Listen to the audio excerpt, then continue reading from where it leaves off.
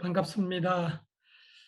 제가 지난번에 다른 강의를 한번 들어봤더니 여러분 강의 하시는 분이나 들으시는 분이나 매우 진지하고 또 좋은 질문도 많이 하시고 그래서 저도 오늘 굉장히 기대되고 있습니다.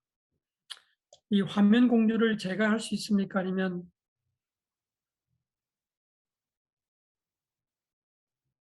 제가 해볼까요? 제가 할 수 있습니까? 예, 예, 그냥 하시죠. 예. 지금 직접 발제하시는 분이 직접 화면 공유하는 게 좋을 것 같아요. 하나돼요, 그게? 예, 그, 제가 하겠습니다. 예, 예. 보이시죠? 아직 안 보이는데. 그러면 제가 하는 게 아닌 것 같은데. 아, 예, 예. 신선생, 지금 화면 화면 공유 어떻게 공유 하는 제가 거죠? 들어갈 수 있도록 해주셔야. 예, 지금 가능합니다. 호스트가, 예, 예, 예. 이제 보이죠? 예, 아, 예, 예, 보입니다. 보입니다. 예. 네. 제가 오늘 여러분에게 드릴 말씀은 이제 민주주의에 대한 고민인데, 이 민주주의라는 주제는 워낙 방대하기 때문에 저는 오늘 밀과 토크빌이라는 두 사상가를 중심으로 또 그 중에서도 일부분을 초점을 맞춰서 압축해서 말씀을 드리고자 합니다. 그래서 오늘 제가 여러분에게 드릴 말씀은 일단은 그 밀과 토크빌이라는 사람이 민주주의에 대해서 어떤 생각을 하고 있는가, 그리고 이런 생각들이 오늘 우리에게 특히 한국 사회에서 어떤 시사점을 주는가, 이런 문제에 대해서 1시간 남짓 좀 말씀을 드리고자 합니다. 제가 뭐 재작년에 쓴 책인데 이 그림이 나와 있습니다만은, 제가 이 책을 쓸 때 이제 기본적인 문제 의식이 왜 이리 많은 사람들이 뭐 우리뿐만 아니라 뭐 미국이나 유럽에서 민주주의에 대해서 좌절감을 느끼고 있는가. 정말 민주주의를 위해서 뭐 목숨도 바치고 모든 희생을 감수했는데 오늘 우리 주변에서 보이는 민주주의 실상은 굉장히 실망적이거든요. 그러다 보니까 이리로고 민주주의를 우리가 부르짖었나 하는 한탄이 곳곳에서 들리고 있습니다. 왜 이럴까? 제도 탓일까? 사람 탓일까? 아니면 보다 본질적으로 민주주의라는 이념과 사상 속에 이런 문제의 뿌리가 들어있는 것일까 하는 고민을 제가 가지고 이 책을 쓰기 시작했습니다.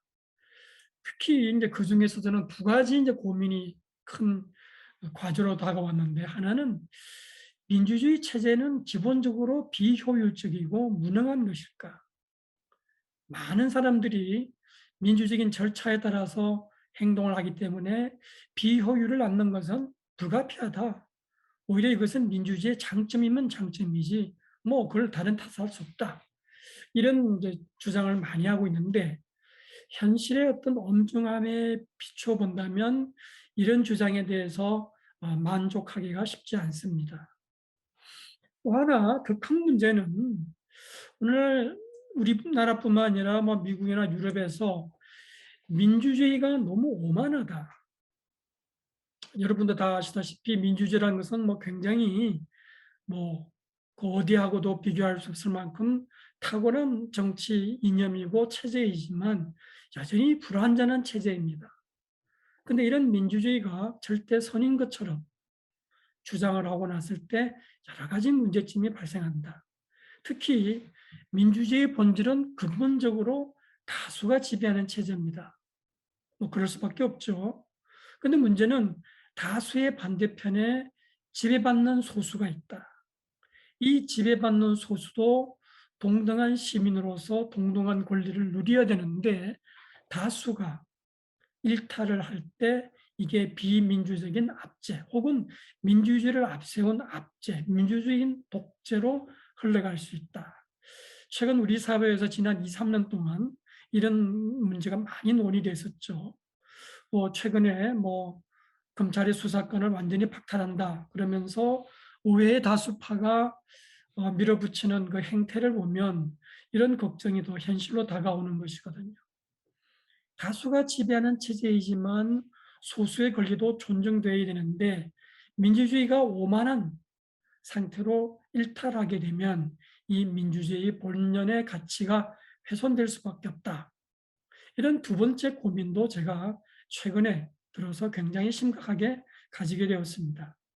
그런데 마침 제가 꼭 의도한 바는 아니지만 제가 가지고 있던 첫 번째, 두 번째 걱정거리가 묘하게도 존 스튜어트 밀과 프랑스의 알렉시 토크빌이 썼던 그 주저 중에서 가장 핵심적인 문제의식이 바로 이런 첫 번째, 두 번째 제가 가졌던 문제의식과 맥이 다 있다.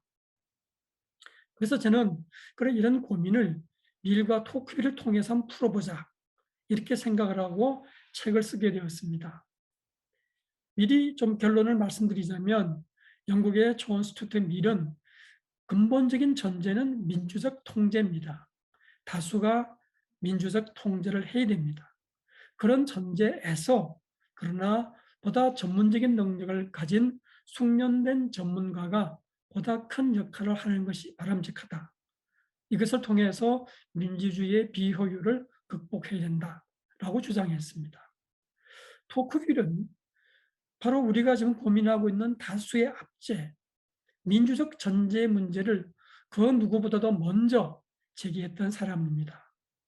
그래서 토크빌은 평등한 민주주의 사회에서 다수 압제 혹은 민주적 전제가 일어나지 않기 위해서는 대중이, 시민이 글자 그대로 주인으로서의 공인의식을 가져야 된다. 그래서 이 주인으로서의 공인의식을 가진다는 것이 구체적으로 무슨 의미냐 이런 것을 그의 책에서 자세하게 풀어나갔습니다. 저는 이 두 가지 문제의식을 두 사람을 통해서 여러분에게 오늘 이 시간 같이 한번 논의를 해보고자 합니다. 그래서 밀과 토크빌의 생각을 본격적으로 우리가 논의하기 전에 이 두 사람의 생애에 대해서 제가 간단하게 말씀드리겠습니다. 사실은 어떤 사상가든 그 사상의 뒷면에 있는 그 사람의 개인적인 생애가 굉장히 중요하고 또 무엇보다 재미가 있습니다. 우리가 오늘 이 공부하는 밀과 토크빌이 바로 그랬습니다. 존 스튜어트 밀은 자유주의 양심으로 불립니다. 글자 그대로 자유주의 양심입니다. 그런 많은 책을 썼지만 오늘 우리는 그의 대표적인 책인 자유론과 대의정부론을 중심으로 그의 민주주의 이론을 살펴보도록 하겠습니다. 밀에 대해서는 다양한 평가가 혹은 정상반되는 평가가 일어나고 있습니다. 누가 보더라도 이 사람은 민주주의자고 자유주의자지만 다른 한편에서는 과연 그럴까? 이 사람이 지나치게 엘리트주의로 흘러간 게 아닐까? 자본주의에 대해서 너무 편향된 것이 아닐까? 이런 여러 가지 또 주장이 나옵니다. 그러나 저는 여기서 오늘 그가 누구보다도 먼저 노동자와 여성이라는 19세기의 대표적인 그 마이너리티들의 정치적, 사회적 권리를 확보하기 위해서 분투했던 사람이다 하는 것을 먼저 말씀드리고 싶습니다. 토크빌은 사실은 사상가로서보다는 정치인으로서 더 본인의 생애를 되돌아본다면 더 큰 비중을 둬야 될 사람입니다. 근데 정치 활동을 하면서 그 정치 활동의 그 같은 맥락에서 책을 몇 권 썼는데 그중에 대표적인 책이 아메리카의 민주주의입니다. 놀라운 것은 이제 제가 말씀드리겠습니다마는 그의 나이 만 30에 나온 책입니다. 이 책이 나오자마자 프랑스는 물론이고 전 유럽에 이때 센세이션을 불러일으키고 영국의 밀도 이 책을 즉각 구입해서 읽고 또 그로 인해서 두 사람 간의 깊은 토론이 이루어졌습니다. 그래서 이 밀과 토크빌에 대해서 제가 따로 이제 PPT를 이제 보내드리는데 이걸 가지고 제가 조금만 더 설명을 드리겠습니다.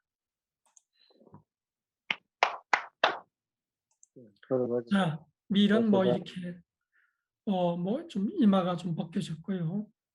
아주 밀의 이제 얼굴 인상을 보면 어떤 사람이 그런 표현을 하는데 찔러서 피 한 방울 안 나올 것 같다. 그런 너무나 냉철한 이성 중심적인 인물이 아닌가. 그런데 이 사람에 대해서 우리가 잊지 말아야 될 것은 정말 말과 행동이 일치하는 늘 어렵고 힘든 사람들을 위해서 따뜻한 관심을 베풀었던 그런 실천가다 하는 것을 우리가 기억하면 좋겠습니다. 1806년에서 태어나서 1873년, 토크윌보다는 한 살 아래입니다. 교수님, 그 지금 PPT가 따로 안 보이고 그냥 저기 한글 파일만 보여가지고요. PPT가 안 보입니까? 예. 지금 한글 파일이 보여가지고. 아까 보였던 한글 그것만 보이는 건가요? 예. 잠깐만요.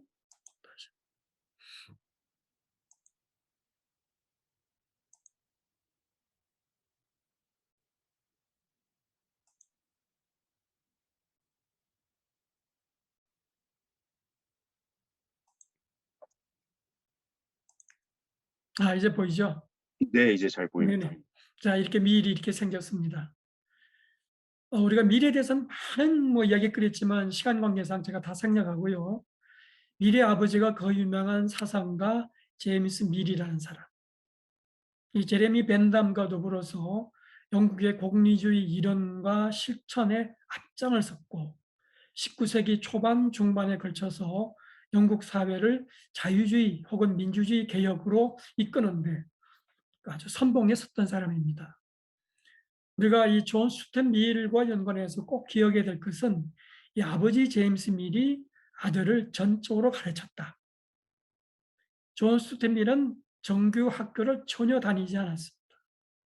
아버지가 3살 때부터 서재에서 히라보를 가르치는 것을 비롯해서 10대 중반까지 오늘날 대학 교육의 전반적인 어떤 그 커리큘럼을 가지고 아버지가 직접 가르쳤다. 그리고 그 직접 가르치는 교육이 한편으로는 천재 교육이고요. 어마어마한 그 독서 양을 부과하는 천재 교육이었고 또 하나 중요한 것은 아들 스스로 창의적으로 생각해서 답을 얻어내도록 그런 교육을 시켰습니다. 그래서 나중에 이 아들이 아버지하고 좀 철학적으로 정치적으로 좀 의견이 갈라져서 말년에는 좀 부자 간의 관계가 냉랭해집니다마는 아들이 분명히 말합니다. 내가 아버지로부터 받은 교육, 그 교육에 대해서는 말로도 다 그 고마움을 표현할 수 없을 정도다. 이렇게 이야기하고 있습니다. 자, 우리가 미일의 생애를 돌아볼 때 정말 빼놓을 수 없는 게 그 부인과의 스캔들입니다. 자, 부인인데 이름을 해리엇 테일러라고 그럽니다. 영국식으로 보자면 이름이 해리엇이면 성은 밀이 돼야 될 텐데 테일러입니다. 왜 그럴까요?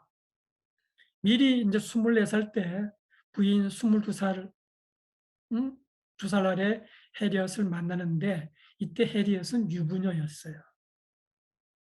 아이가 둘을 가지고 있고 셋째 아이가 뱃속에 있는 그런 유부녀를 만나서 19년 동안 사랑을 나눕니다. 그러니까 온 영국 사회가 발칵 뒤집혀졌겠죠. 밀은 아버지 영향도 있지만 10대부터 나이부터 신문에 글을 쓰는 등 그 떠오르는 천재 청년 지식인으로 정말 명망이 높았습니다.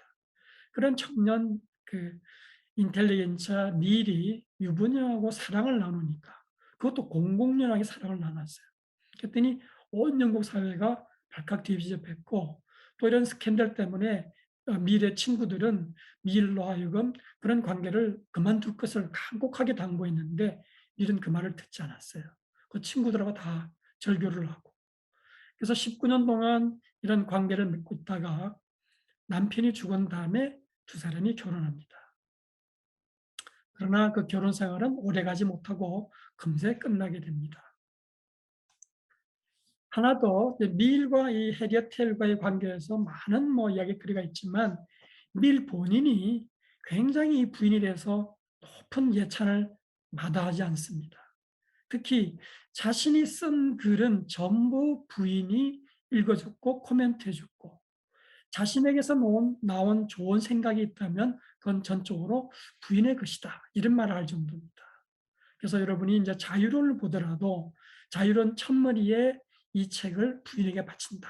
그러면서 부인을 굉장히 칭찬한 글이 바로 첫머리에 나옵니다. 그런데 이렇게 19년 동안 뭐 정말 어려운 관계 끝에 결혼했지만 이 결혼 생활은 불과 7년 만에 끝나고 맙니다. 그리고 여러분 아시다시피 영국이 특히 19세기 뭐 중후반 되면은 공해가 너무 심하잖아요. 그래서 가을, 겨울 되면 좀 있는 사람들은 따뜻한 남부지방으로 피안을 떠나는 것이 뭐 그 관례였습니다. 밀도 오랜 공직 생활을 끝내고 이제 은퇴를 했고 드디어 이제 노후를 이제 좀 설계하면서 부인과 이 겨울 여행을 떠났습니다. 그래서 런던을 떠나서 남쪽에 있는 이 남부지방으로 여행을 가는데 갑자기 아비뇽에서 부인이 병을 얻게 됩니다. 폐혈증이라고 그러는데요. 폐충혈. 그래서 갑자기 세상을 떠나고 말아요. 그래서 이런 그 황망한 가운데서도 아비뇽의 묘지를 만들어서 부인을 묻습니다. 그리고 나중에 본인도 거기에 묻힙니다. 미래의 어떤 그 생애를 보면 여기는 제가 그 아비뇽 묘지를 찾아가서 기념사진을 찍은 겁니다. 그 많은 이야깃거리가 있는데 저는 밀의 마지막 모습, 그 죽는 순간의 모습이 참 아름다웠어요. 밀은 그 평생 뭐 거의 유일한 취미라고 할 수 있는 것이 식물 채집이었어요. 그 식물을 채집하기 위해서 막 산속을 돌아다니는 것이 이 사람의 건강을 유지해주는 그 비결이었습니다. 부인이 세상을 떠난 다음에 밀은 뭐 그 당시 영국에서 국회의원도 했지만 다 은퇴하고 나서는 아비뇽에서 여생을 보냈어요. 근데 그게 그 프랑스의 그 그 곤충 뭐라 그러죠? 곤충 생물학적으로 유명한 파브르하고 굉장히 깊은 이제 교분을 나눴는데 두 사람이 그 산속에 가서 이 막 즐겁게 한 사람은 곤충을 채집하고 한 사람은 식물을 채집하고 즐겁게 여행을 하고 돌아왔는데 돌아와서 보니까 밀의 몸에 좀 열이 났어요. 이상하다고 해서 의사를 불렀더니 이 지역에 있는 풍토병에 걸렸다. 그리고 이 풍토병에 걸리면 살 수가 없다. 그래서 밀은 그 병을 앓고 만 이틀 지나서 운명을 했습니다. 근데 밀은 평소에 우리가 나이 들어서 이렇게 뭐 정신줄 놓고 오래 살면 어떡하나 걱정했는데 마지막 순간까지 정신이 명료했고 또 마지막에는 이제 내 할 일을 다 한 것 같다 하는 말을 남기고 세상을 떴다고 합니다. 그래서 이렇게 이제 묘지에 묻혔는데 묘지에 묻힌 그날 낮에 파브르는 날씨가 좋아서 이 밀 선생이랑 점심을 먹고 싶다. 그래서 찾아왔더니 이미 밀은 그 무덤에 묻혀 있었더라. 뭐 그런 이야기가 나오고 있습니다. 마지막으로 밀에 대해서 제가 하나만 더 말씀을 드리면 밀은 뭐 여러 가지 사회운동을 했고 특히 정치인으로서 의미 있는 일을 많이 했는데 그중에 아까 말씀드린 것처럼 노동자하고 특히 여성의 권리를 쟁취하기 위해서 굉장히 노력했습니다. 여기 있는 이 왼쪽 그림은 사파인데요. 미리 의회 활동을 하면서 너무 여성 편향적으로 이렇게 운동을 하니까 치마를 입혀서 이렇게 비웃는 모습을 보여줬고요. 요 오른쪽에 이 동상은 영국의 그 테임즈 강변에 의사당이 있지 않습니까? 의사당 건너편에 조그만 공원이 있는데 여기에 미래 동상이 있습니다. 이 동상에 의미가 있는 것은 1928년에 영국에서 이제 비로소 전적으로 여성에게 참정권이 주어졌을 때 영국의 여성 운동가들이 이 미래 동상회에 와서 꽃다발을 바쳤습니다. 미래 어떤 공헌에 대한 고마운 마음을 그렇게 표시한 것이겠죠. 토크빌입니다. 토크빌은 이렇게 좀 연약하게 생겼어요. 대신에 굉장히 섬세하죠. 동시에 토크빌은 굉장히 뜨겁습니다. 밀과 토크빌 이 두 사람이 또 이 토크빌이 아메리칸 민주주의라는 책을 쓰자 밀이 즉각 그 책을 읽고 토크빌하고 연락을 취해서 둘이 토론을 주고받습니다. 그리고 많은 편지를 주고받아요. 그리고 오늘 제가 강의에도 일부분 소개해 드리겠습니다마는 이 아메리칸 민주주의에 대해서 밀이 서평을 썼어요. 근데 이 아메리칸 민주주의가 1835년에 1권이 나오고 1840년에 2권이 나왔는데 두 번 다 밀이 서평을 썼어요. 그러니까 이런 책에 대해서 서평을 쓸 만한 사람이 사실은 그 당시 많지 않았어요. 밀이니까 쓸 수 있는 거죠. 동시에 밀은 이 토크빌에 대해서 나름대로 존경하는 마음이 있으니까 이렇게 긴 글을 쓴 거죠. 근데 이 깊은 우정을 나누다가 어느 순간에 두 사람 사이가 끊어지면서 이제 냉랭한 사이로 바뀌고 맙니다. 근데 이 토크빌이 굉장히 뜨거운 사람이에요. 밀이 굉장히 좀 냉정하다. 그러니까 냉정하면서도 알고 보면 따뜻한 사람이다 하는 것이 밀에 대한 평가인데 이 토크빌은 제가 볼 때는 시동일관 뜨거운 사람이었어요. 굉장히 열정적이고. 그래서 어떻게 보면 전형적인 프랑스 사람. 그래서 토크벨의 글을 읽다 보면은 조금 짜증나는 게 좀 수다스러워요. 밀은 읽다 보면 너무 좀 건조해요. 이게 영국 사람, 프랑스 사람 이렇게 일반화하면 곤란하지만 좀 그런 특성이 있는 것 같습니다. 이 토크빌도 정치를 오래 했어요. 사실은 이 토크빌은 대단한 귀족 집안 출신입니다. 그러니까 이 19세기 초반 중반 프랑스 사회가 혼돈의 상황에 빠질 때 이 토크빌은 뭐 귀족 출신답게 내가 이 나라를 구해야지. 내가 이 정치를 안 하면 어떡하나. 이런 생각을 하게 됩니다. 그러니까 정치에 먼저 관심을 가지게 되고 그러면서 이 민주주의를 어떻게 할까 고민하면서 공부를 하게 된 겁니다. 이 부인하고도 많은 이야기거리가 있습니다. 일단 이 부인은 영국 사람입니다. 영국 사람인데 가정 형편상 프랑스에 와서 살았어요. 거기서 토크빌을 만났습니다. 그리고 토크빌과 달리 이 부인은 그렇게 뭐 내놓을 만한 집안이 아니었어요. 종교도 이쪽은 카톨릭인데 이쪽은 개신교였어요.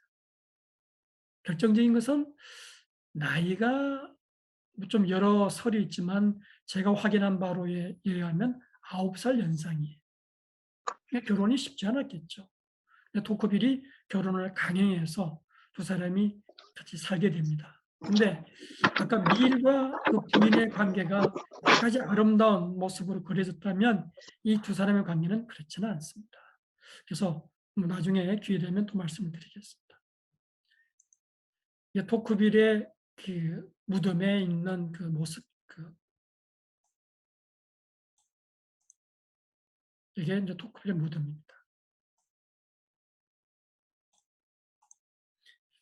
자, 다시 한번 이 지도를 보여드릴게요. 여기서 아비뇽에서 밀이 묻혀 있어 그러지 않습니까?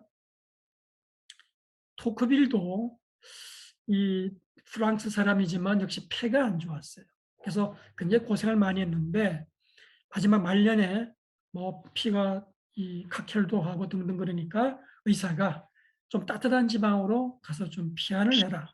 이런 이제 충고를 받아서 이 파리에서 여기에 있는 깐느로 내려와서 요양을 하게 됩니다.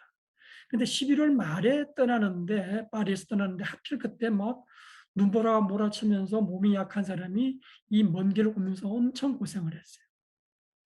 그래서 이 깐느에 와서 몇 달 요양하다가 불과 4, 5개월 뒤에 숨을 거두고 맙니다. 근데 미리 죽을 때는 제가 아름답다고 표현했는데 이 깐느에서 토크빌이 죽을 때는 그야말로 연민의 적을 느낄 만큼 좀 이렇게 굉장히 고달프게 죽게 됩니다.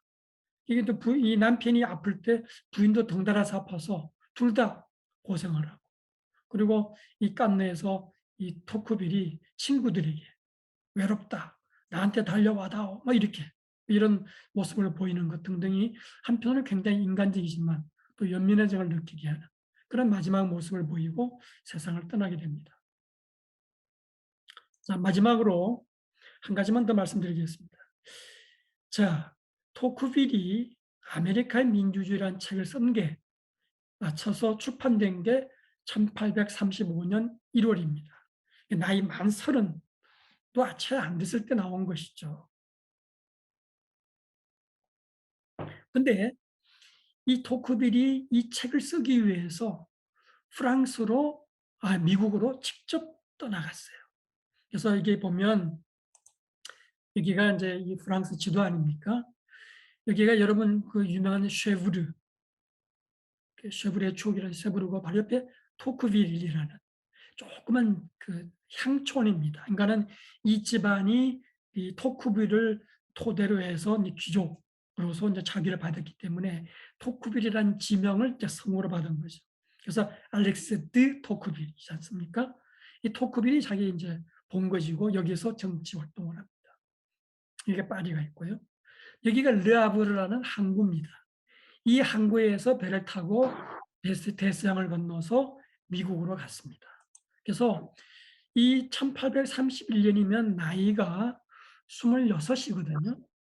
이때 토크빌은 민주주의에서 큰 고민을 하면서 근데 왜 프랑스와 달리 미국에서는 민주주의가 잘 작동하고 있을까? 그래서 미국에 가서 내가 현지에서 직접 관찰을 해봐야겠다. 이 토크빌과 밀이 서로 아주 밀접하게 인연을 맺게 되는 것 중에 하나가 뭐냐면 두 사람의 방법론이 상통한다는 겁니다.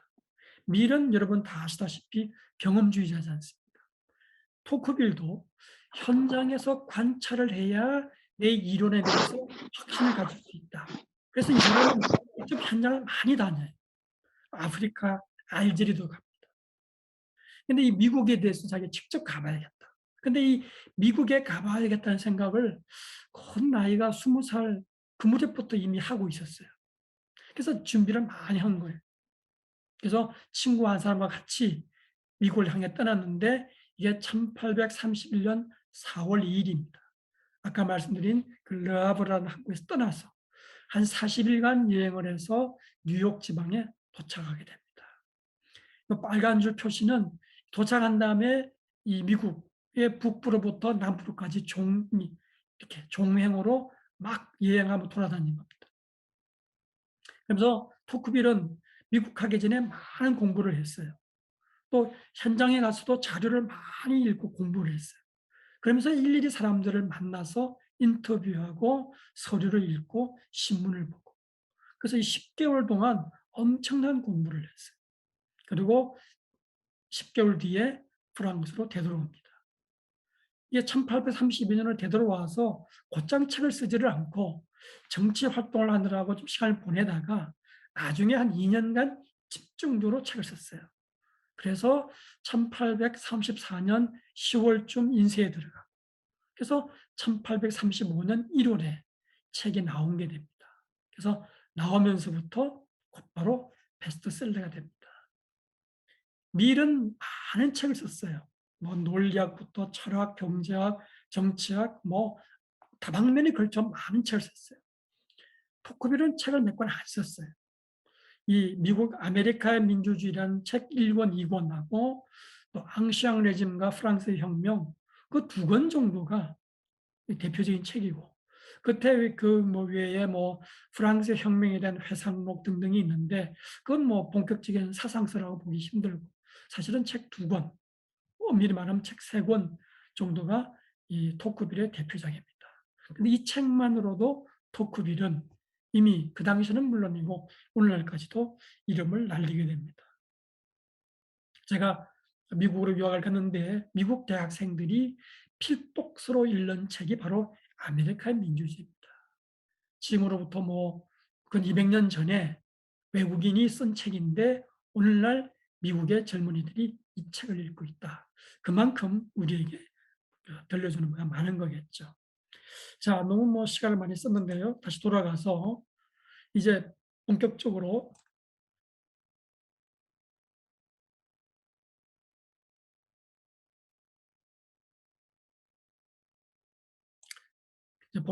이 내용에 들어가도록 하겠습니다.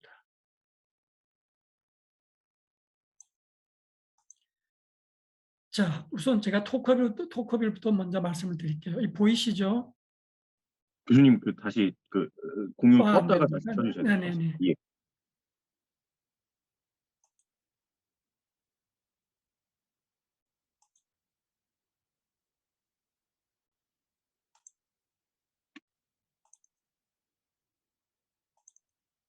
예.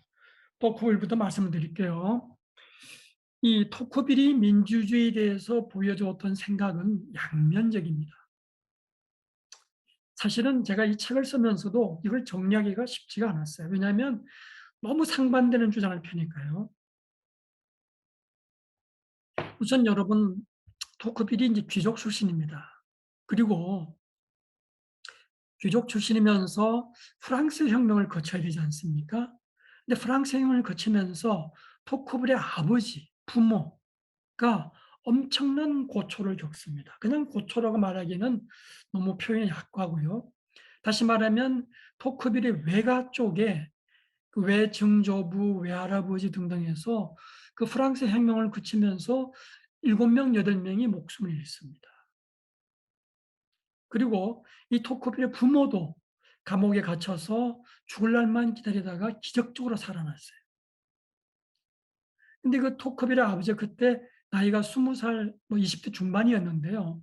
감옥에 갇혀 있는 동안에 뭐 이제 죽나 저제나 죽나 기다리다 보니까 하룻밤새 머리가 하얗게 샜어요. 그리고 이제 나왔는데 감옥에서 나와서 이제 구사일생 살았는데 그때 겪었던 고통 때문에 토크벨의 어머니가 평생 정신적인 질환을 겪게 됩니다. 우울증, 심각한 우울증을 겪게 됩니다. 자, 이런 가정 환경에서 토크벨이 자라났어요. 프랑스 혁명에 대해서, 민주주의에 대해서 좋은 생각 가지겠습니까? 개인적으로 가질 수가 없죠. 또 하나, 토크빌은 기질적으로 철학적으로 이 민주주의보다는 귀족주의가 더 좋았어요. 솔직히 말씀드리면. 또 쉽게 말하면 귀족주의는 어떤 고상한 철학이나 국가에 대한 어떤 애국심을 추구하는데 민주주의는 그렇지 않다라고 생각을 했어요. 그러니까 민주주의에 대해서 굉장히 비판적인 입장에 설 수밖에 없어요.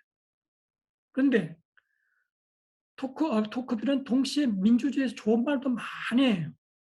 제가 몇 가지만 예를 들었어요. 민주주의 장점이 뭐냐? 정치적 권리.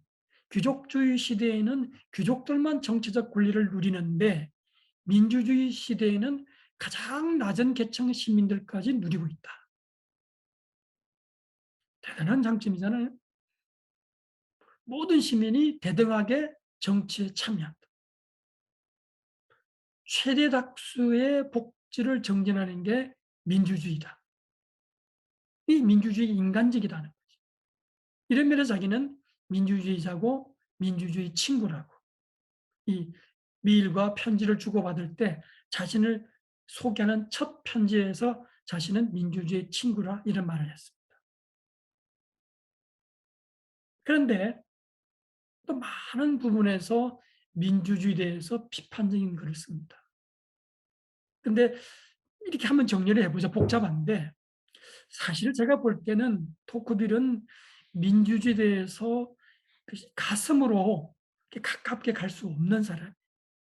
그런데 토크빌은 현실을 보자. 역사의 흐름을 보자. 이 민주주의를 되돌릴 수 있느냐? 불가능하다 그래. 이건 신의 섭리와도 같다. 그래. 이제 이 우리 시대는 민주주의 시대다. 민주주의를 무너뜨리고 옛날을 복구하자는 것은 불가능하고 신의 섭리에 어긋나는 것이다. 나는 신의 섭리에 복종하겠다. 그런 말을 합니다. 그러면서도 분명히 민주주의는 문제가 있다. 그래서 이 민주주의 문제점을 개선해야겠다. 그리고 민주주의는 지금 방금 말씀드린 것처럼 좋은 장점도 있지 않느냐. 그래서 민주주의의 어두운 점을 억누르고 좋은 점을 살리는 것. 이걸 자신은 새로운 정치학이라고 했어요. 새로운 정치학을 통해서 민주주의를 우리가 맞닥뜨려야 되는데 이 민주주의가 올바른 방향으로 나갈 수 있도록 노력해야겠다. 이것이 우리에게 주어진 과제다. 이런 말을 합니다. 근데 어떤 면에서 토크빌이 민주주의에 대해서 큰 고민이 있었느냐. 첫째는 이 토크빌은 민주주의를 이렇게 규정합니다. 평등한 사회, 모든 사람이 평등한 권리를 누리는 사회를 민주주의다 그럽니다. 자유가 아니라 평등이 민주주의의 기본 원리다 그래요.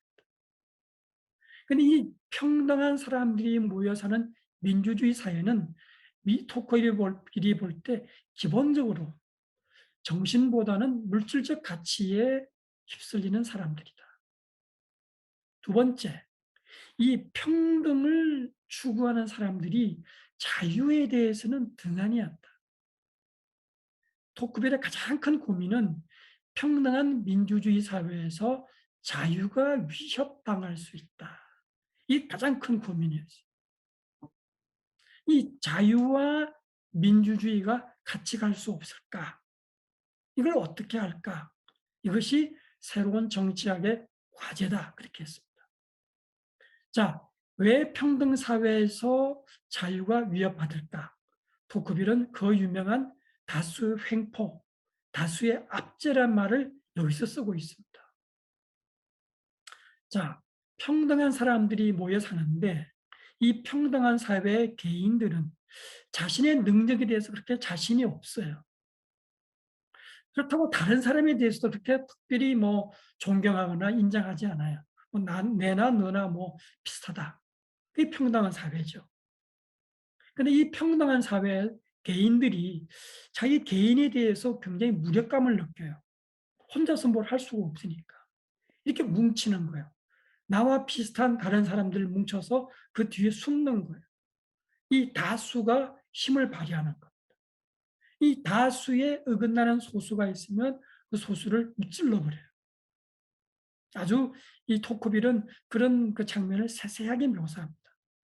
육체적으로 억압하는 것에 그치는 것이 아니고 더 문제는 정신까지도 파고들어서 소수가 다수에 저항하지 못하게 만드는 것.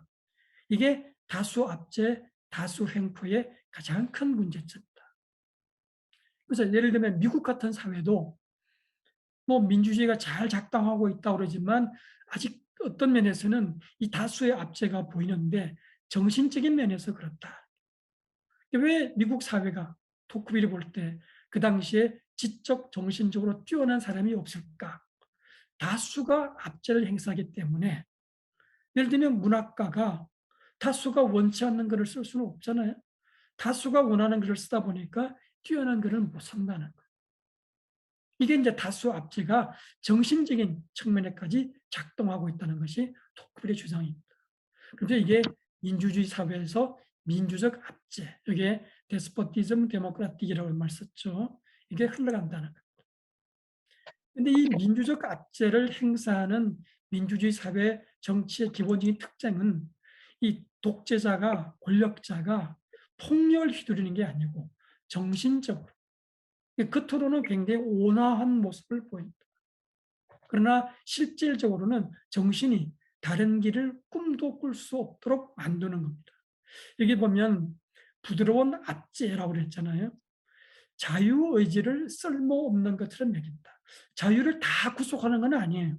예를 들면 시민권, 뭐 투표권, 큰 정치적 권리는 다 인정을 해요. 그다음에 사소한 권리, 사소한 어떤 자유를 누릴 수 있는 그것을 다 봉쇄를 해요. 이 사소한 자유를 누리는 걸 억압받다 보면 사람들의 생각이 점점 권력자 쪽으로 편향이 되고 끝내는 스스로 생각할 수 있는 여지를 가지지 못하고 가축의 길로 가축이 되고 만다. 그러니까 부드러운 독재 밑에서 가축이 되고 만다. 이게 더 무섭다. 이렇게 하는 거예요. 사실은 이 토크빌이 이 책을 쓸 때 그리고 토크빌 자신이 정치인으로서 의회에서 선거를 통해서 당선이 될 때 이 시민권, 정치적 권리를 행사하는 시민들이 프랑스 남성의 성인 남성의 10%도 채 안 됐어요. 그야말로 소수가 정치적 권리를 행사할 때입니다. 다시 말하면 오늘 우리가 생각하는 대중민주주의가 아니에요. 대중이 뭐 권력을 행사한다면 토크빌이 말하는 다수의 압제에 대해서 실감이 날 텐데 지금은 그때가 아니거든요. 대다수의 대중은 정치적으로 소외되고 있는 상황이에요.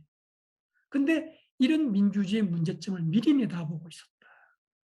이게 대단한 예지라는 것이죠. 그리고 이 다수의 압제, 다수의 횡포라는 것은 특히 우리나라, 특히 디지털 사회에서는 이게 굉장한 어떤 울림을 주지 않습니까? 이런 생각을 200년 전에 토크빌이 민주주의 초창기에 어떻게 생각할 수 있었을까? 이 점을 우리가 좀 눈여겨봐야 될 것 같습니다. 근데 이제 토크빌은 아까 말씀드린 것처럼 어떻게 하면 민주주의 사회에서 자유가 온전히 보호될까? 민주주의와 자유가 함께 갈 수 없을까? 이걸 고민했거든요. 그래서 토크빌은 그 답을 찾았어요. 그 핵심은 참여입니다. 참여를 열리는 거예요. 그래서 토크빌은 민주주의를 통해서 민주주의의 문제점을 극복한다. 다시 말하면 정치 참여가 민주주의의 해독제다. 이런 말을 했습니다. 이게 굉장히 중요한 의미가 있습니다. 근데 이 참여를 늘리는 우선 뒤에 잠깐 볼까요? 어떤 참여인가 하면요. 여기 있습니다. 이 토크빌이 이제 미국의 민주주의에서 많은 주장을 폈는데 그중에 특히 밀에게 깊은 감동을 줬고 밀이 토크빌의 생각을 거의 그대로 받아들이는 게 두 가지가 있습니다. 첫째는 다수 횡포라는 이야기입니다. 밀의 자유론 바로 첫머리에 다수 횡포가 나옵니다. 그리고 미래 자유론 맨 마지막 장에 참여의 중요성, 특히 지방자치의 중요성에 대한 글이 나옵니다. 이 두 그 주제는 토크빌의 아메리카의 민주주의의 핵심 주제입니다. 토크빌의 생각을 미리 그대로 받아들여요. 특히 이제 참여에 대한 생각이 그렇습니다. 토크빌은 미국의 민주주의를 보니까 생각보다 잘 되고 있거든요. 왜 그럴까 봤더니 미국 사회, 그 당시 1830년대 미국 사회에서 참여가 굉장히 보편적으로 활성화되고 있다. 여러분 잘 아시는 바와 같지만 아시는 바와 같이 뉴 잉글랜드 지방의 타운 미팅이라는 게 있지 않습니까? 지역 단위로 주민들이 참여해서 자기 스스로 문제를 결정한다. 토크비 볼 때는 그와 같은 참여가 사람들에게 두 가지 면에서 지적인 면, 또 정신적인 면, 도덕적인 면에서 사람들에게 큰 자극제가 되고 있다. 자꾸 참여를 하다 보면 지역 문제에 대해서, 공공 문제에 대해서 지적인 지식이 늘어나겠죠. 동시에 이 공공 문제가 나하고 관계없는 문제가 아니라 나하고 직결되는 문제구나 하다 보니까 토크빌이 민주주의 사회에서 크게 고민했던 것이 평등한 개인들이 개인주의에 빠져서 자기만의 성에 고립되어서 공공 문제에 대해서 무관심해진다. 이걸 걱정했는데 참여가 늘다 보면 사람들이 개인주의 성에서 빠져나와서 그야말로 공인이 되는 거예요. 공공 문제를 자기의 문제처럼 아이덴티파이 하는 거예요. 이것이 사람들의 지적인, 정신적인 그 교육에 얼마나 큰 도움이 되는지 모르겠다. 토크는 큰 감명을 받았어요. 그러면서 지역에서의 참여, 그리고 미국에서 보였던 것이 그 사법 참여, 특히 배심원 참여, 이런 것들도 굉장히 의미 있는 어떤 그 교육적인 효과를 보여준다. 이렇게 생각을 했습니다. 그래서 토크빌은 참여를 통해서 이 평등한 사람들이 가지고 있는 어떤 고질적인 문제들을 극복할 수 있다. 이렇게 생각을 했어요. 그러면서 이 토크빌은 시민들이 평등한 사회에서 일어나는 여러 가지 문제점을 극복하기 위해서 언론의 역할, 사법부의 역할, 그리고 형식과 절차의 역할을 강조합니다. 그러니까 형식과 절차라는 것이 뭐냐면 지금 우리 국회에서 절차를 밟는데 필리버스터라는 형식과 절차가 있지 않습니까? 그러면 소수파가 자기 입장을 충분히 개진할 수가 있죠. 다수파 입장에서 보면 그런 형식과 절차가 귀찮아요. 그래서 필리버스터를 법적으로 무력화하기 위해서 꼼수를 부리잖아요. 그래서 토크빌은 이런 형식과 형식과 절차가 마치 사법부의 법의 어떤 그 지배와 마찬가지로 민주주의의 독주를 막아주는 굉장히 중요한 장치다. 이렇게 생각을 했습니다. 그래서 이런 그 세 가지 그 방파제 그리고 참여 이것을 이제 토크빌이 강조했던 것이죠. 그런데 또 하나 중요한 것이 아메리카의 민주주의에서 특별히 토크빌이 강조하는 것이 참여와 맞물려서 시민사회 혹은 시민집단의 역할을 강조합니다. 이게 무슨 말이냐면, 자, 토크빌이 그 중세 이후 뭐 근세리까지 프랑스의 귀족주의 시대에 대해서 좀 향수를 가지고 있는데 그 중에 하나가 뭐냐면 귀족주의 시대는 귀족이 개인적으로 집단적으로 중앙 권력에 맞서는 역할을 했다는 겁니다. 일종의 권력에 대한 방파제 역할을 했다는 겁니다. 근데 평등 사회가 되면서 귀족 집단이 다 사라져 버렸죠. 근데 이 국가에 대한 중앙 권력은 점점점 집중이 되고 있죠. 평등한 개인들은 고립된 개인이 되다 보니까 고립된 개인이 강력한 중앙 권력에 맞설 수가 없어요. 그러니까 모든 것을 중앙 권력에 의탁하면서 스스로 가축의 길로 접어든다는 거죠. 이게 민주적 압제의 최종 단계입니다. 이때 토크빌이 과거의 귀족 사회의 그 역할을 대신할 그 무엇이 있다면 얼마나 좋을까? 그게 바로 시민 집단입니다. 시민 결사체예요. 오늘 말하면 시민 단체죠. 이런 시민 단체가 중앙 권력에 맞서서 옛날에 귀족이 하던 역할을 대신해 주면 좋겠다. 그래서 이 토크빌은 이 시민 결사체에 대해서 굉장히 큰 기대를 걸었어요. 그래서 정치 결사, 상공업 결사, 뭐 학문 결사, 문예 결사 등등 이런 시민 집단 결사체가 한편으로는 중앙 권력, 다른 한편으로는 다수의 압제에 맞설 수 있는 굉장히 중요한 역할을 할 것이다. 이렇게 기대를 했습니다. 이런 과정을 통해서 민주주의 병폐를 극복할 수 있다면 민주주의와 자유가 같이 갈 수 있지 않을까. 토크빌은 그런 말을 합니다. 그런데 중요한 것은 그런 말하는 틈틈이 또 다른 말을 해요. 그게 문제입니다. 그래서 토크빌이 동시에 그래도 이게 될까? 민주주의가 과연 자유를 지킬 수 있을까? 자꾸 회의적인 말을 하거든요. 그 중에 하나가 미일도 똑같은 문제에 봉착하는데 과연 참여가 사람들의 지적인, 정신적인, 도덕적인 변화를 불러일으킬 수 있을까? 과연 그럴까? 그 뉴 잉글랜드의 어떤 경험을 빗대어 보면 토크빌이 굉장히 낙관적인 기대를 했던 것 같은데 현실적으로 경험적으로 볼 때는 반드시 그런 것만은 아니다. 그런 것이 있습니다. 또 하나 시민 집단, 시민 단체가 큰 역할을 할 것이다. 라고 했는데, 이제 그 조건이 뭐냐면, 이 시민 집단이 권력으로부터 일정한 거리를 유지하는 것, 독립성을 유지하는 것이 관건이라 그러는데, 과연 그게 쉬울까? 우리 뭐 한국 사회처럼 이 시민 집단마저도 편향에 돼버리면 토크빌이 기대하는 그런 역할은 뭐 불가능한 것이죠. 또 하나 제가 사실은 뭐 시간이 없어서 말씀을 못 드렸습니다마는 이 아메리카의 민주주의에서 토크빌이 정말 강조하는 게 습속이라는 것입니다. 이 습속이 민주주의의 근본적인 토대다. 습속이라는 것은 우리말로 하면 뭐 마음의 습관, 오늘날 용어로 말하면 정치 문화, 시민 문화라고 할 수 있을 것 같습니다.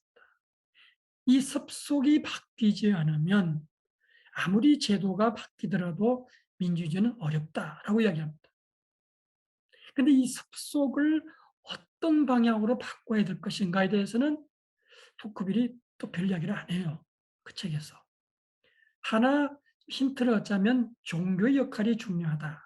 왜냐하면 민주주의 사회에서 사람들이 물질적인 욕망으로 많이 흘러가는데 종교가 그런 물질적인 욕망을 제어하는 데 큰 역할을 할 수 있다.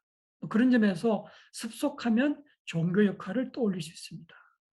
다만 종합적으로 볼 때 토크빌이 생각하는 민주주의 습속, 바람직한 습속은 한편으로는 절제입니다. 이 시민이 민주주의 주인공이잖아요. 그럼 주인공이 내가 이 나라의 주인이면 어떻게 해야 될까? 한편으로는 헌신을 해야 되겠죠. 열심히 참여해서 국가를 위해서 봉사를 해야 되겠죠. 다른 한편은 절제를 하는 겁니다. 예를 들면 지금 우리나라에서 뭐 슬픈 현실이지만 최근에 화장장이 모자라서 난리 났잖아요. 근데 어느 지역도 화장장이 들어오기를 환영하지 않습니다. 이번에 경험했잖아요. 공공 차원에서는 화장장이 필요하다. 그럼 내가 주인이라면, 나라의 주인이라면 어떻게 해야 되느냐? 절제와 헌신. 이런 의미에서 토크빌은 그런 습속이 필요하다고 강조하는 것이죠. 근데 그런 습속을 우리가 어떻게 형성할 수 있을까? 그게 참 어려운 이야기죠. 그래서 결과적으로는 토크빌의 이런 그 참여와 습속을 통해서 이 민주주의와 자유가 둘 다 발전하는 뭐 그런 이상적인 그림을 그리고 있는데, 근데 어느 대목에 가서 토크빌이 이런 말을 합니다. 민주주의 단계가 있어요. 특히 19세기 그 초반 중반 프랑스 사회가 토크빌이 볼 때는 굉장히 실망스러웠어요. 이제 민주주의가 막 들어왔고 자본주의도 이제 꽃을 피우려고 그러는데 특히 정치 엘리트들이 너무 타락하고 부패하고 공인의식은 전무한, 그야말로 나라 정치를 주식회사 부리듯이 부리는 그런 인간들밖에 없어요. 그래서 정말 이것이 민주주의라면 나는 아무런 희망도 없다. 그런 말을 합니다. 그래서 이 단계에서 우리가 바랄 수 있는 희망은 뭐냐면 여기 있죠. 그런대로 질서가 있고 도덕이 살아있는 민주주의 사회. 이걸 우리가 꾸려나가야겠다. 그런대로 질서가 있고 도덕이 살아있는. 근데 이게 토크빌이 생각하는 최후의 목표는 아니겠죠. 지금 워낙 프랑스 정치가 형편이 없으니까 그나마 질서와 도덕이 살아있는 이 현상에 만족하는 것이죠. 궁극적인 목표는 뭘까요? 토크빌이 이런 말을 씁니다. 시와 위대함이 꽃피는 위대한 정치. 시라는 것은 어떤 철학적인 미학적인 가치를 추구하는 것이고, 위대함이라는 것은 그 애국심이랄까 민족주의랄까 공공을 위해서 헌신하는 마음, 이걸 위대함이라고 그래요. 다시 말하면 미적인 가치와 그 공적인 헌신이 살아 움직이는 위대한 정치, 이게 이 사람의 궁극적인 목적인데 과연 민주주의 사회에서 이런 최후의 단계까지 이를 수 있을까? 이에 대해서 토크빌은 굉장히 이렇게 명확하게 자기 입장을 밝히지 않아요. 그러다 보면 민주주의에 대해서 토크빌이 굉장히 양면적이고 모호하다고 그랬는데 궁극적인 어떤 기본적인 마음가짐은 우리가 민주주의를 받아들일 수밖에 없다. 그러나 과연 이 민주주의가 최상의 이상적인 정치 체제일까에 대해서는 여전히 의심쩍어하고 있다 하는 것이 제 생각입니다. 자, 시간 때문에 좀 넘어갈게요. 이제는 이제 미래에 대해서 좀 살펴보도록 할게요. 밀은 역시 토크빌과 굉장히 문제의식이 많이 닿아 있었어요. 하나는 토크빌이 귀족 출신이었다면 밀은 귀족하고는 관계가 없죠. 그 밀의 아버지 제임스 밀은 정말 자수성가해서 힘들게 먹고 살았고 자식들을 공부시킨 사람이에요. 그러니까 아버지와 이 아들은 그 당시에 기득권 귀족 계층에 대해서 굉장히 정오에 가까울 정도로 적대심을 품고 있었어요. 이 사람들이 생각하는 민주주의라는 것은 귀족 사회를 무너뜨리고 평등 사회로 나가는 것. 이게 이 사람의 기본적인 생각이에요. 그러니까 토크빌과 밀은 출생에서부터 뭔가 좀 출발점이 다르단 말이에요. 그러나 그 평등한 민주주의라는 점에서 맥락이 통하는데, 또 하나 중요한 것은 그런 평등한 민주주의에 대해서 토커빌은 토커빌 나름대로, 밀은 밀 나름대로 뭔가 불만이 있었다, 혹은 걱정이 있었다는 거예요. 이게 그냥 민주주의가 아니라 숙련된 스킬을 가지고 있는 엘리트가 앞장서는 민주주의를 주장하는 겁니다. 그러니까 토크빌과 밀이 많은 점에서 다르긴 하지만 그들 둘이 공통으로 표현하는 게 합리적 민주주의, 레셔널 데모크라시를 추구하는데, 뭐가 레셔널 데모크라시냐? 대중이 정치의 주인이지만 대중이 정치에 직접 나서지 않는 걸 합리적이라 그랬어요. 그 점에서 두 사람이 공통적이에요. 밀은 그것을 숙련 민주주의라고 주장했습니다. 제가 결론을 미리 말씀드린 거예요. 그런데 밀 본인도 분명히 자신은 민주주의자다, 그리고 귀족이라든가 불평등 체제에 대한 그 분노는 말할 것도 없었어요. 하나 중요한 것은 이 사람도 민주주의자지만 사실은 자유주의를 먼저 내세웠다. 제가 뒷부분에서 민주주의와 자유주의 어떤 갈등 관계를 말씀드리겠습니다만은, 이 사람도 그런 거예요. 자기는 진보적 자유주의, 어드밴스드 리버럴리즘을 이론과 실천에서 구현하는 것이 목적이다. 이 사람이 뒤늦게 국회의사당에 들어간 것도 이런 진보적 자유주의를 실천하기 위해서요. 그러면서 자신을 민주주의자다. 이때 이제 민주주의자라 말할 것은 귀족 사회하고 대비되는 그런 면에서 민주주의. 그래서 여러 군데에서 그 불평등한 군주라든가 귀족이 지배하는 사회가 얼마나 구역질나는 비인간적인 정치 체제냐를 여러 번 이야기합니다. 그리고 민주주의라는 것은 인민의 자기 지배, 인민이 스스로 지배하는 체제가 민주주의자다, 이렇게 이야기를 합니다. 그러면서 밀도 정치 참여의 중요성, 토크빌과 똑같습니다. 정치 참여를 통해서 사람들이 지적으로, 정신적으로, 도덕적으로 성장한다. 토크빌처럼 지역 단위의 참여를 굉장히 강조합니다. 토크빌과 다른 점은 뭐냐면, 밀은 직장에서의 참여도 강조한다는 거예요. 그래서 밀은 사회주의라는 책도 썼어요. 그 사회주의가 칼 막스가 말하는 대륙 사회주의는 아니에요. 혁명 사회주의는 아니에요. 그래서 직장을 매개로 하는, 오늘 말하면 생산자 협동조합 같은 소규모 단위를 중심으로 점진적으로 사회주의 이상을 늘려나가는 것인데, 그런 사회주의 이상의 핵심이 뭐냐면 직장에서의 참여입니다. 그러니까 밀은 이 참여를 지역 단위, 중앙 단위, 그리고 직장 단위까지 전방위로 늘리는 것이 사람들의 의식을 깨우치는데 첩경이다라고 생각을 했습니다. 근데 밀도 역시 이제 대중민주주의에 대한 두려움이 있습니다.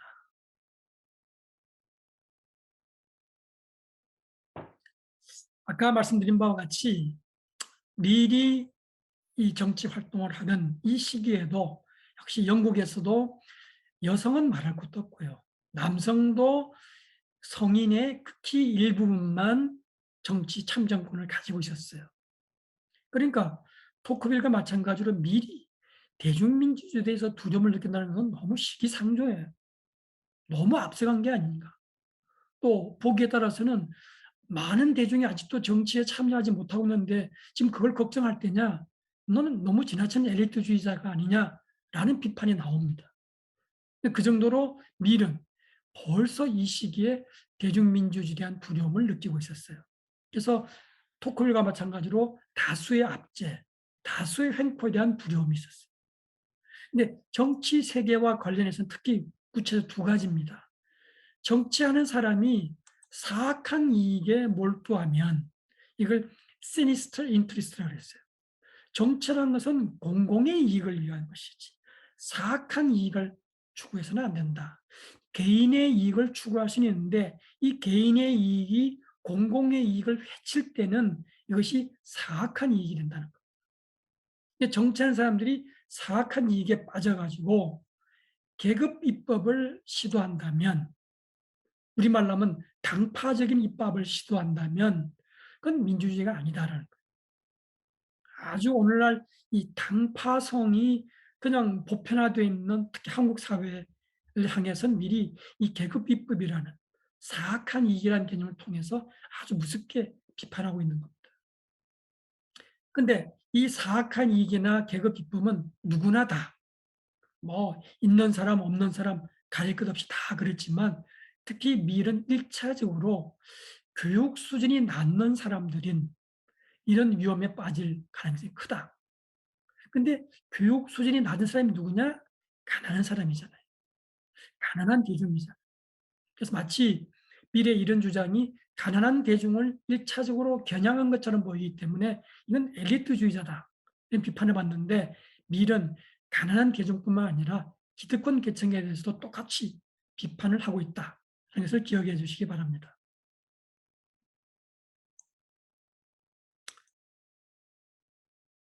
이 대목은 참 제가 굉장히 인상 깊어서 썼던 말인데, 오늘 우리 사회 혹은 현대 정치하고 너무 맥이 닿기 때문에 제가 인용을 했습니다.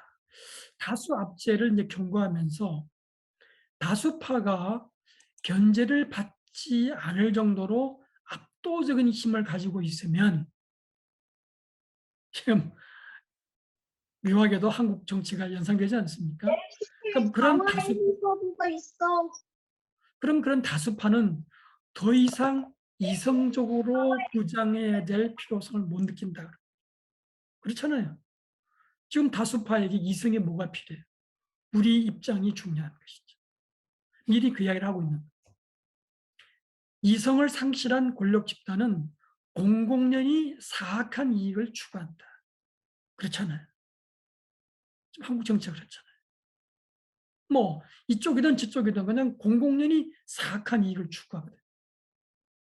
그래서 밀은 이런 정치를 통제되지 않은 무제한 민주주의라고 비판하면서 이것은 엉터리 민주주의자라고 이야기하고 있습니다. 그래서 나온 게 이성이 힘을 발휘하는 대의민주주의. 자, 우리가 대의민주주의 하면 간접민주주의를 말하고, 간접민주주의는 직접민주주의와 대비되는 것처럼 이야기를 합니다. 그래서 직접민주주의 하면 아테네 민주정을 이야기하고, 아테네 민주정은 아름다운 이상적인 정치 체제였다, 그렇게 얘기를 하죠. 그러나 그 아테네 민주정에서 아주 민주적인 절차에 따라서 죄 없는 소크라테스를 죽였다. 그래서 이게 민주주의가 가지고 있는 원죄다, 그런 말을 하지 않습니까? 또 밀 자신은 직접 민주주의에 대해서 기대하지 않았어요. 직접 민주주의가 가지고 있는 가장 큰 위험은 선동으로 흘러가면서 이성의 힘을 발휘할 수 없다. 대의민주주의는 직접 민주주의의 차선책이 아니라 직접 민주주의가 가지고 있지 못한 장점을 가지고 있다. 뭐냐? 이성적인 대화와 토론을 통해서 우월한 주장이 힘을 얻는 거. 자, 지금 검수완박이다, 막 토론 붙었어. 이성이 힘을 발휘하는 사회입니다. 우리 사회가 아니고. 그래서 네 주장 들어보니 이 말이 맞네. 그래서 네가 소수파지만 네 입장이 우월한 주장이 되자. 이게 대의민주주의 이상입니다. 이런 이성의 힘을 발휘하면 이런 대의민주주의가 가능하다. 이런 민주주의를 꿈을 꿨어요. 너무 어이가 없죠. 그래서 이런 양심을 가진, 사심 없는 공공정신을 갖춘, 이성을 갖춘, 효과적으로 토론하고 심의할 수 있는 그런 대의민주주의를 꿈꿨어요. 근데 그 당시는 1940년, 50년, 1840년, 50년 영국 사회. 그 당시 영국 사회의 문맹률, 문자 해독률이요, 제 생각에는 글쎄 뭐 20%, 30%? 그 정도밖에 안 됐어요. 그 어떻게 대의민주주의가 되겠습니까? 그러니까 미리 꿈꾸는 대의민주주의는 이상이고 그 대의민주주의에 가는 과도기적 단계로 밀은 합리적 민주주의, 숙련 민주주의를 제창을 했습니다. 그래서 아까 우리가 토크빌도 마찬가지죠. 합리적 민주주의라는 것은 인민이 주권자이지만 대중이 직접 정치의 일선을 담당하는 것이 아니고 능력을 갖춘 엘리트가 앞서는 거죠. 그걸 합리적 민주주의라고 그랬고 토크빌은 이것을 숙련 민주주의라고 그랬는데 이렇습니다. 인민 주권이라는 대원칙을 존중하면서 그 테두리 안에서 유능한 엘리트에게 우선권을 주는 이걸 숙련, 스케일드 디모크라시라고 그랬고 그래서 다수의 힘과 소수의 지혜가 균형을 이룰 것. 이 대목이 이제 많은 논란을 불러일으킵니다.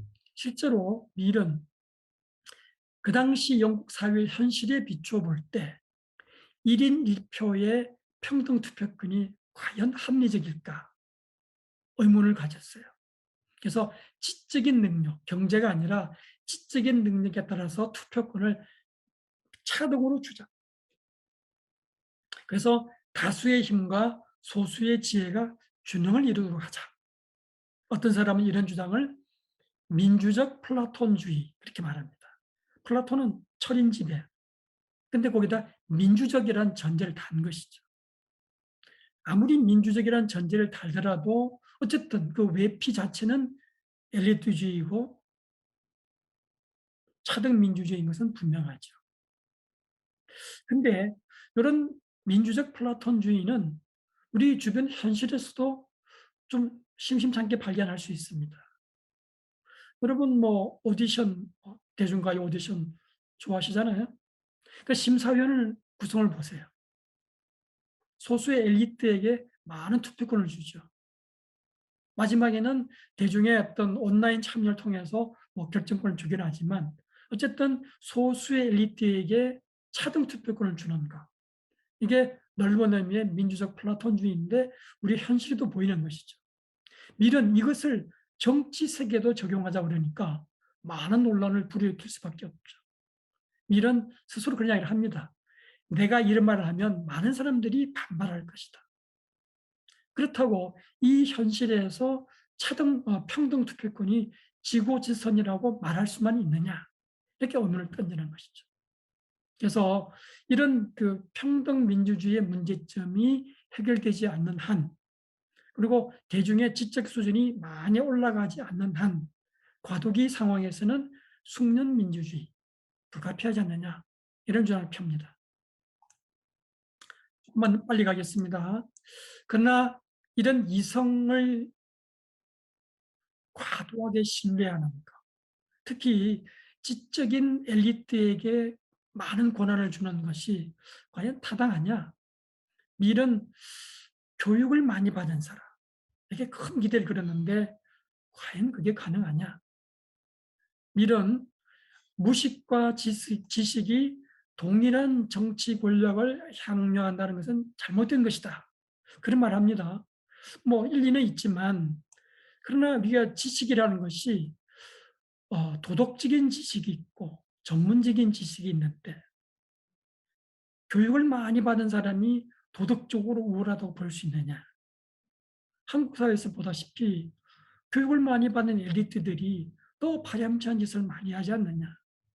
밀은 그런 교육 이꼴 도덕적인 우월성이라고 너무 쉽게 넘어가는 것이 아니냐. 다시 말하면 밀은 이성의 힘에 대해서 너무 과도한 기대를 많이 한 게 아닙니다. 이에 대해서는 많은 논란이 일어나고 있습니다. 그래서 이 부분은 제가 시간 관계상 그냥 생략하도록 하겠습니다. 특히 밀 본인도 자유론에서 그 자유로운 토론과 대화를 통해서 결론을 이끌어내는 것이 참 중요하다 그러지만 인간이 이성적인 동물이라 하지만 불완전한 이성입니다. 심지어는 인간이 아무리 이성을 갖춘다 하더라도 인간이라는 한계 때문에 의견의 차이가 나는 것은 불가피하다. 현대 자유주의자인 존 롤즈가 한 말이죠. 아무리 이성적인 사람들이 모인 사회라 하더라도 합당한 불일치는 불가피하다. 사실은 밀 본인도 이런 말을 했습니다. 제가 극주를 다루는데 오늘날 우리 진영 논리를 밀은 벌써 예견했어요. 각 진영의 열렬 지지자들은 반대편에 대해서 무조건 귀를 닫는다는 것이죠. 자유로운 토론이 오히려 파당성을 정폭시킨다. 이런 말을 했어요.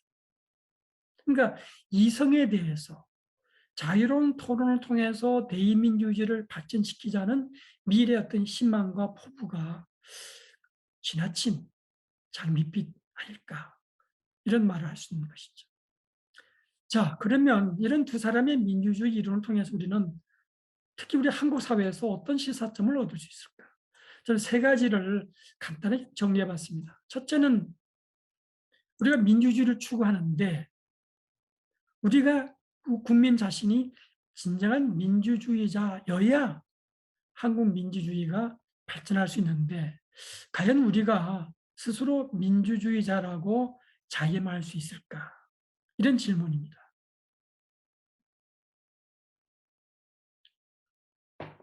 오늘날 민주주의의 죽음, 민주주의 위기 이런 책이 뭐 너무 많이 나와서 식상할 정도죠. 근데 중요한 것은 이 제도가 뒷받침 돼야 하지만 제도보다 더 중요한 것이 제도를 움직이는 사람들의 의식입니다. 이걸 아까 토크빌은 습속이라고 그랬죠. 우리는 정치 문화라고 할 수 있겠습니다. 우리는 과연 어떤 정치 문화 속에 살고 있느냐. 지금 이 다시 한번 검수완박이라는 그 정치적 이슈를 보세요. 제도는 다 합법적으로 주어졌잖아요.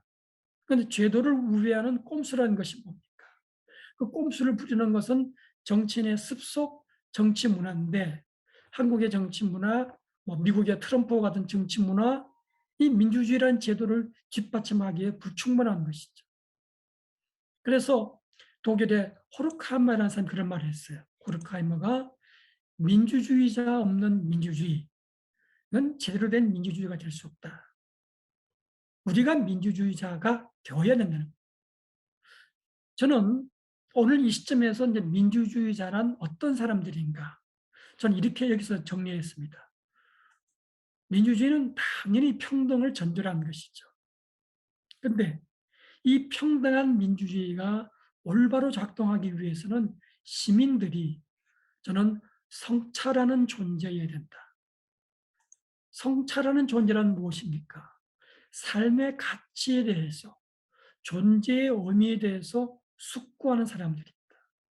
그러면 이런 숙고하는 성찰하는 시민이라면 삶의 의미에 대해서 크게 바라보면서 한편으로는 물질주의, 한편으로는 개인주의, 한편으로는 파당주의에 대해서 거리를 둘 수 있겠죠.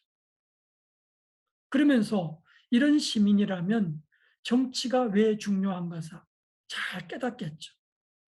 또 내가 평등한 시민으로서 정치의 주체라면 동시에 다른 사람도 나의 이웃도 혹은 나의 적대자도 동등한 시민이라는 것을 인정하겠죠. 자, 성찰하는 시민, 삶의 의미에 대해서 고민하는 시민, 다른 사람의 권리에 대해서 적극적으로 옹호해주는 시민, 이런 시민이 진정한 민주주의자다. 이런 민주주의자여야만 한국 민주주의가 올바로 발전할 수 있다. 그런데 우리가 성찰하는 시민입니까? 다른 사람의 권리에 대해서 고민하는 시민입니까? 그러니까 민주주의가 없는 민주주의. 토크빌이 말하는 습속. 이걸 우리가 바꿔야 된다. 제도도 중요하지만 습속을 바꿔야 되는데 이 습속을 바꾸기가 쉽지 않고 특히 이 디지털 시대라는 것은 이런 의미의 성찰하는 시민이 되기에는 굉장히 부정적인 영향을 미칩니다. 그래서 오늘 이 시점에서 민주주의에 대해서 왜 비관적인 전망이 막 득세하느냐. 진정한 의미의 민주주의자 되기가 참 어렵다는 것을 말해주는 것이죠. 또 하나는 민주주의와 자유주의를 대칭시켜서 봐서는 안 된다는 것. 특히 이 토크빌과 밀은 어떻게 하면 민주주의와 자유가 같이 갈 수 있을까를 고민했고, 오히려 이 평등한 민주주의 사회에서 자유가 억압될 수 있는 것을 경고했거든. 그래서 많은 사람들이 이 자유 없는 민주주의는 불가능하다라고 이야기하고 있습니다. 근데 한국 사회에서 어떤 민주주의자들은 자유에 대해서 굉장히 적대감을 느끼고 있어요. 반면에 자유주의자 중에서도 또 민주주의에 대해서 또 적대감을 가진 사람도 있습니다. 아니라고 생각합니다. 민주주의 없는 자유가 어디 있습니까? 또 자유가 전제되지 않은 민주주의가 어디 있습니까? 둘은 같이 가야 됩니다. 그래서 저는 이제 마지막으로 굉장히 레디컬한 이론을 펴는 사람입니다. 샹탈 무페가 한 말인데, 자유주의와 민주주의의 접합을 통해서만 인민주권 논리가 독재로 전락하는 것을 피할 수 있다. 인민주권이라는 이름으로 다수의 압제, 민주독재가 될 수 있거든요. 그래서 이 자유주의, 그리고 특히 법의 지배를 존중하는 것이 필요하다라고 이 레디컬들이 그런 주장을 하는 거예요. 그러면 한국의 민주주의자들, 자유를 외면하는 민주주의자들은 어떤 민주주의자일까? 또 자유와 민주주의의 어떤 그 관계를 자꾸 소홀히 하는 또 사람들은 어떤 사람들인가 생각해 봐야겠습니다. 마지막으로 정말 고민스러운 것은 오늘날 진영 논리와 확증 편향이 시대의 대세가 되고 있다. 테크놀로지가 디지털이라는 테크놀로지를 또 부추기고 있다. 근데 이 확증 편향과 진영 논리가 이렇게 막 퍼져나가는 이면에는 진리 자체에 대한 회의, 또 진리의 죽음, 뭐 진리 따위가 뭐가 중요해, 뭐 이런 넓은 의미의 상대주의가 철학적인 배경이 되고 있다는 것입니다. 그러니까 진리가 잣대가 되지 않으니까 나의 이익, 나의 당파가 잣대가 되는 것이죠. 거기서 확정 편향과 진영 논리가 나오고 있습니다. 특히 이 토크빌 같은 사람은 시민단체, 또 밀 같은 사람은 지식인의 역할을 굉장히 강조했는데, 오늘날 이 시민단체와 지식인이 오히려 확정 편향을 앞장서고 있잖아요. 이 확정 편향이 앞장서다 보면 민주주의는 살 수가 없다 하는 것을 우리가 밀과 토크빌을 통해서 다시 확인할 수 있었고, 특히 저는 끝 무렵에 한국의 지식인들이 너무 일면적으로 흘러갔다, 당파성을 내세우는 것을 자랑스럽게 생각하고 있어요. 근데 밀이 그런 말을 했지 않습니까? 다면성, 우리 삶이란 것은 여러 측면이 있는데 한쪽 면만 바라봐서는 안 된다. 토크빌은 정말 감동적인 말을 남겼어요. 마지막에 제가 읽겠습니다. 토크빌은 당파에 구애받지 않고 멀리 보기 위해 분투했다. 시대의 편견을 뛰어넘기 위해 조심했다. 그런 특정 진영에 속한 사람들과 사물을 달리 볼 뿐만 아니라 그들보다 더 멀리 보려고 했다. 그러니까 토크빌이 민주주의에 대해서 조금 부정적으로 본 면이 없지 않아 있는데, 적어도 이런 자세만은 우리가 전적으로 수용해야 될 것이 아닌가. 또 밀도 마찬가지고요. 그래서 제가 이 점을 특별히 강조했습니다. 자, 일단 제 말씀은 이 정도 드리고요. 토론을 하도록 하시죠.